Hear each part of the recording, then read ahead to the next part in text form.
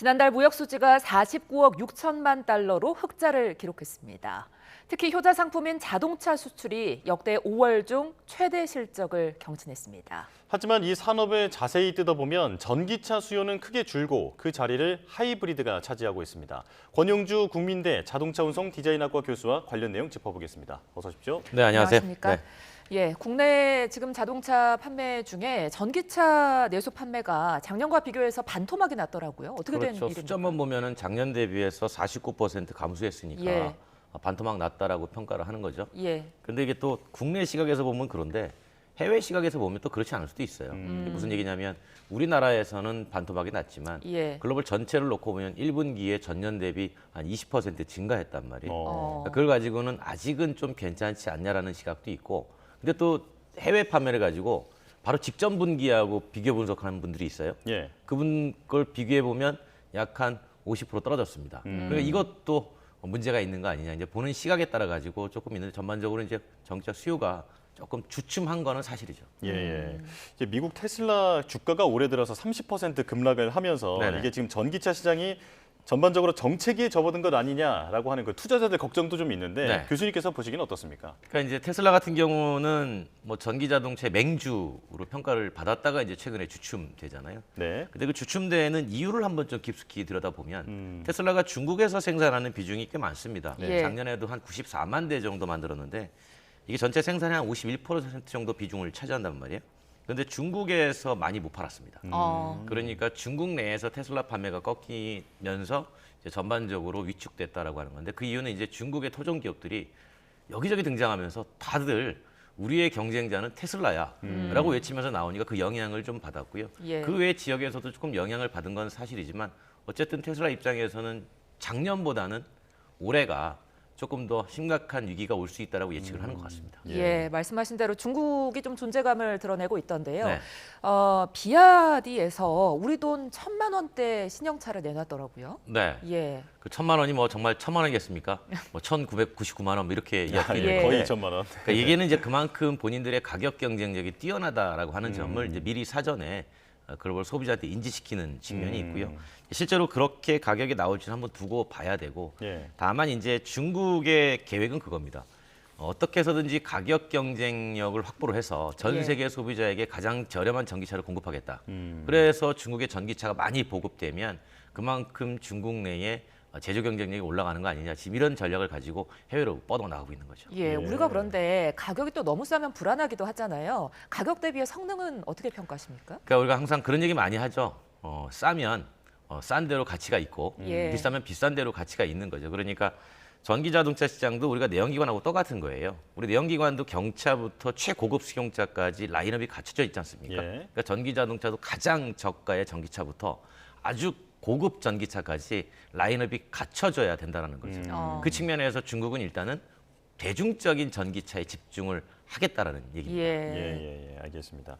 자, 이게 테슬라를 비롯해서 현대차 같은 이제 다른 업계도 가격 조정에 나섰는데 네네. 이제 현실적으로 1,000만 원대에는 좀 힘들어 보이고 이게 어느 정도로 맞춰야 그래도 중국과의 가격 경쟁력에서 좀 우위가 있다고 볼 수 있을까요? 지금 우리가 생각하는 거는 2천만 원대 자동차를 얘기하고 있는 겁니다. 네. 그런데 여기서 2천만 원대라는 게 실질적인 리테일 프라이스, 그러니까 소비자 가격이 2천만 원 내는 거는 조금 어렵고 이제 보조금까지 다 받았을 때 실질적으로 구매 가능한 금액을 이제 2천만 원 한 중반대로 보는 거죠. 왜냐하면 네.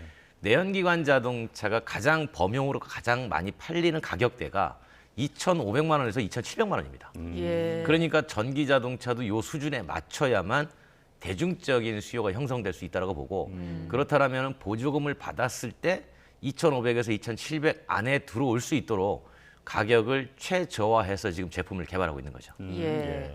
우리나라는 미국의 뭐 테슬라나 이런 쪽보다는 중국 쪽 차랑 더 경쟁을 하려고 하는 건가요? 그러니까 지금 구도가 나눠지고 있는 거죠. 예. 그러니까 미국이 IRA를 통해 가지고 중국 전기차가 못 들어오게 막았잖아요. 예. 그러니까 우리는 그 사이에 미국에서 반사이익을 충분히 거둘 수 있습니다. 그러니까 막아주면 막아줄수록 우리한테 좋은 거죠. 그런데 미국만 막히고 그 외의 나라들은 아직 안 막혔잖아요. 예. 그러니까 중국 입장에서는 미국은 아직 가지도 않는데 니네들이 먼저 막았다면 우리는 다른 나라를 가겠다. 그게 이제 뭐 캐나다라든지 남미라든지 동남아라든지 뭐 호주 뭐 유럽 이쪽이란 말이에요. 그쪽에 가면은 우리나라의 전기차하고 직접적으로 경쟁되는 구도가 지금 현재 형성이 돼가고 있는 거죠. 예, 아, 말씀해 예. 주신 대로 미국의 중국 전기차 견제가 상당합니다. 네네. 지금 중국 전기차 관세를 25%에서 100%로 그러니까 네네네. 4배나 올렸거든요. 네네네. 우리한테는 이게 어떤 변수가 될까요? 그러니까 조금 전에 말씀드린 것처럼 25%에서 100%로 올린 건 들어오지 말란 얘기입니다. 예. 근데 이제 중국이 이런 얘기하죠. 아직 가지도 않았다. 그리고 니들이 그렇게 막았다면 우리도 뭔가 조치를 취하겠다. 근데 그게 자동차는 사실은 아닐 거라고 보는 거고. 그래서 우리가 반사이익을 노릴 수 있습니다. 그런데 만약에 미국이 전기차에 들어가는 배터리 부품까지 관세를 높이겠다. 예, 그렇게 되면 또 우리한테 타격이 있죠. 그럼요. 왜냐면 예. 우리가 이제 중국에서 부품을 조달해서 배터리 만들어서 미국에 수출하기 때문에 예, 예. 그 부분까지 만약에 타격을 준다면 우리한테는 마이너스고 그렇지 않고 그냥 완성차 자체로만 놓고 관세율을 높인다 그러면 우리한테 유리한 측면이 있죠. 예. 관세가 지금 우리에게 어떤 득실로 다가올지 잠깐 설명을 해주셨는데 예. 지금 그 두 가지 경우의 수를 말씀해 주셨잖아요. 중국 차, 완성차에 그렇죠. 대한 관세를 매기느냐, 중국산 부품까지 부품에 대한 관세를 매기느냐. 네네네. 현재 분위기로는 어떻게 예상이 되고 있습니까? 지금 분위기로는 완성차에만 관세를 매기려고 하죠. 예. 왜냐하면 부품까지 매기면 미국의 전기차 기업들도 실질적으로 전기차 만들기 어렵습니다. 그러니까 미국에서 포드나 GM 쪽도 나름대로 중국에서 배터리 부품을 조달해서 일부 만드는 게 있기 때문에 예. 거기까지 타격을 받게 되고요. 그러니까 이제 중국 업체들은 이렇게 생각하죠. 만약에 완성차로 빗장을 걸어 잠근다면 우리는 해외로 나가서 미국 이외에 나라에다가 공장을 짓고 미국은 내연기관 열심히 해라. 우리는 다른 나라에서 전기차 열심히 하겠다. 아. 그래가지고 전기차로 포위하려는 그런 궁극적인 전략을 갖고 있는 거고 미국은 그 사이에 그 포위망을 뚫기 위해서 나름대로 내수 시장 중심에서 시간을 버는 겁니다. 예. 그 시간을 버는 게 지금 관세율 인상으로 나타나게 된 겁니다. 예.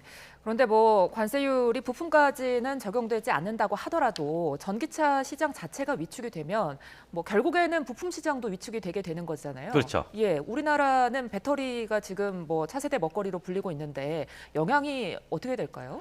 그러니까 전기 자동차랑 관련돼서는 기본적으로 배터리는 전기 자동차랑 연동돼서 가는 거잖아요. 예. 그러니까 우리가 앞서 제일 처음에 얘기했던 것처럼 전기차 시장이 활성화돼야 배터리도 잘 따라오게 되는 거죠. 예. 그러니까요. 근데 전기차를 지금 소비자들이 많이 안 산다라는 거죠. 그러면 이제 왜 안 살까를 고민해 보면 예. 기본적으로 이구동성으로 충전 인프라가 부족하다. 그다음에 아직까지는 뭔가 아닌 것 같다. 예. 이거 왜 그러냐면 제가 항상 그런 얘기 말씀드리는데 하이브리드 자동차는 내연기관의 연장선이에요. 예. 그러니까 내연기관 타던 사람이 고효율의 자동차를 찾을 때 하이브리드는 손쉽게 선택할 수 있는 초이스입니다. 예. 근데 내연기관 타시는 분들이 전기차로 오는 건 동력이 완전히 바뀌는 부분이기 때문에 예. 상당한 우려를 갖고 있어요. 그런데 흥미로운 건 그 우려를 뚫고 넘어왔을 경우에 만족도가 상당히 높다는 겁니다. 야. 그래서 이제 예. 자동차 회사들이 지금 최근에 전기 신차를 많이 내놓는 이유는 일단 관심 유발 차원이고요.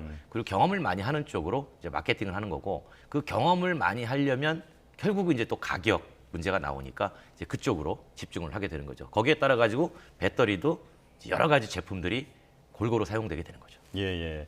지금 하이브리드 잠깐 얘기를 해주셨습니다만 사실 그 전기차가 등장했을 때 네네네. 하이브리드 차는 과도기적 차량이다 이렇게 하면서 잠깐 외면을 받기도 했습니다만 네네. 지금은 또 오히려 더 각광을 받고 있더라고요. 왜 그렇습니까? 그거를 이제 표면적으로 보면 저 내연기관 타던 사람이 전기로 안 오고 하이브리드로 넘어갔구나라고 네. 하는 건데요. 예. 그냥 내연기관에서 내연기관으로 넘어간 겁니다. 아, 연료별 자동차 수요를 분석해 보면 하이브리드는 가장 강점이 고효율이잖아요. 예. 그러면 그동안에 어떤 차가 많이 줄었냐면 디젤 차가 많이 줄었습니다. 음. 과거에 디젤 차를 우리가 고효율로 많이 탔죠. 네. 그 연료별 수요 이동을 보면 디젤 차 수요가 다 빠지고 그중에 대부분이 하이브리드로 넘어간 거예요.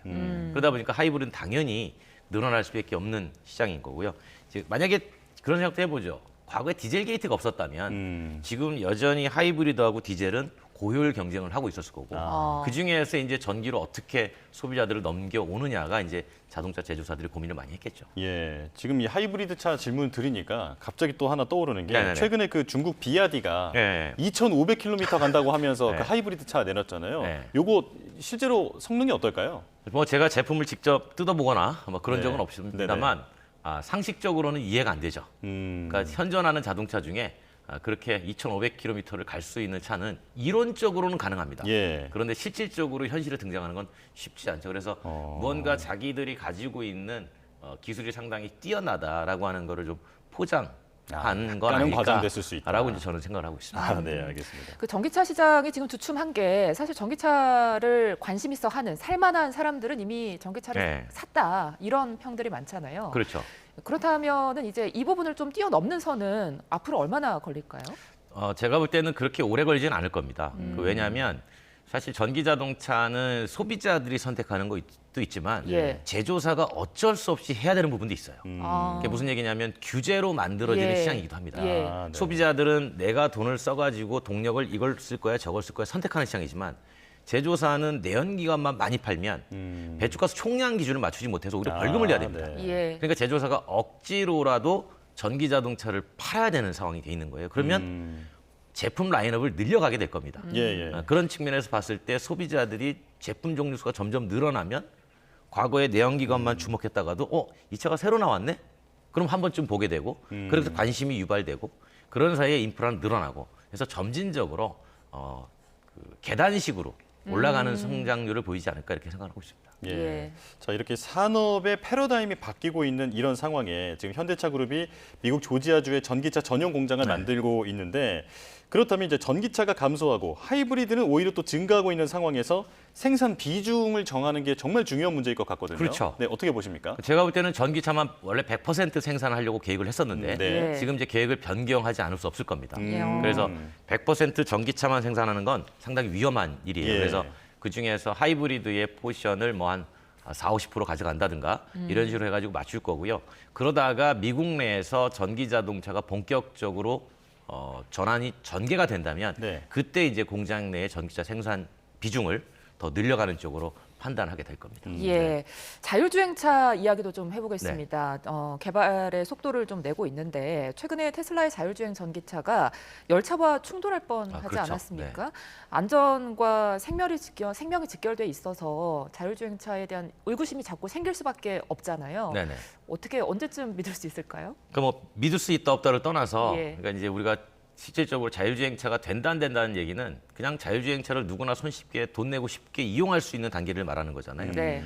여기에 대해서 이제 제조사마다 또는 엔지니어마다 전망이 다 다릅니다. 그러니까 자율주행 쪽에 매진하는 소프트웨어 엔지니어들은 곧 온다. 예. 나의 역량을 감안했을 때 예. 한 5년 뒤면 완벽하게 만들어낼 수 있다라고 하는 거고 또 이쪽에 그 법률 쪽에서는 아니다. 사고 책임이 명확해져야만이 이건 상용할 수 있다라고 하는 또 법학자 간의 논란이 있고요. 또 하나는 이제 자동차 회사 관점이에요. 자동차 회사는 이거 만들어서 팔았을 때 만약에 오류가 발생하면 누가 책임져야 되냐? 예. 행정 당국이 나한테 책임을 미룰 거냐? 아니면 만들어 판 내가 잘못이냐? 아니면 저걸 가지고 영업용으로 운행한 운송사업자의 잘못이냐? 이런 모든 것들이 해결되지 않으면 손쉽게 들어가기가 어렵다는 거죠. 그래서 제조사들은 최근에 자율주행에서 조금씩 속도를 늦추는 중입니다. 늦춘다기보다는 이건 어려워. 그러니까 과거 2, 3년처럼 몇십 조 투자해가지고 막 가져갈 산업이 아니야. 예. 이건 좀 봐야 돼라고 하고 있는 거고요. 반면에 이제 테슬라는 전기 자동차를 팔고 있는데 이게 위축이 되면 좀 어렵잖아요. 예. 그런 측면에서 우리는 자율주행을 빨리 할 거야. 라고 해서 최근에 이제 데이터도 통합하고 끊임없이 카메라 가지고 영상 모으고 하는 거죠. 네. 그 지금 자율주행이 나와 있는 그 기술 수준이 네. 어느 정도 됩니까? 그러니까 우리가 보통 뭐 레벨 얘기 많이 하잖아요. 네. 그럼 쉽게 얘기하면 이런 겁니다. 주 운전자가 자동차냐, 보조 운전자가 인간이냐. 아니면은 주 운전자가 인간이고 보조 운전자가 자동차냐. 예. 지금 이제 주 운전자가 여전히 인간이고 보조 운전자가 자동차인데 그 다음 단계가 바뀌는 거예요. 예. 그럼 인간은 이제 보조 역할이잖아요. 예. 이제 그랬을 때 문제가 발생하면 로봇이 책임지냐, 자동차가 책임지냐, 예. 인간이 책임지냐. 그게 이제 논란이 남는 거죠. 예, 알겠습니다. 자, 마지막으로 짧게 이 질문을 네. 드려볼 텐데요. 자, 지역 경제를 살리기 위해서 군산형 일자리, 광주형 일자리 이런 산업 현장에 이제 도입되지 않았습니까? 네네. 그런데 군산은 그 GM 군산 공장이 폐쇄됐고 또 광주는 그 광주 글로벌 모터스 GGM 노동자의 이직률이 높다고 합니다. 이제 아직 자리를 못 잡고 있다고 보면 될까요? 이거는 사실은 초기에 저도 관여를 좀 했었는데 예. 쉽지 않았던 문제였습니다. 이게 간단합니다. 기업은 저렴한 비용으로 자동차를 생산하고 싶고 자치단체는 일자리를 확보하고 싶었던 거고요. 네. 그런 측면에서는 무언가가 인건비를 상쇄할 만한 또 다른 지원책이 있어야 되는데 자치단체가 그걸 마련하지 못했다라는 거죠. 그러다 보니까 근로자들이 본인이 원하는 만큼 급여가 안 되니까 예. 자꾸 회사를 이탈하게 되는 거고요. 예. 갈등이 생길 수밖에 없는 요소를 갖고 있죠. 예, 알겠습니다. 여기까지 듣겠습니다. 원영주 국민대 자동차 운송 디자인학과 교수와 오늘 함께했습니다. 오늘 말씀 고맙습니다. 감사합니다.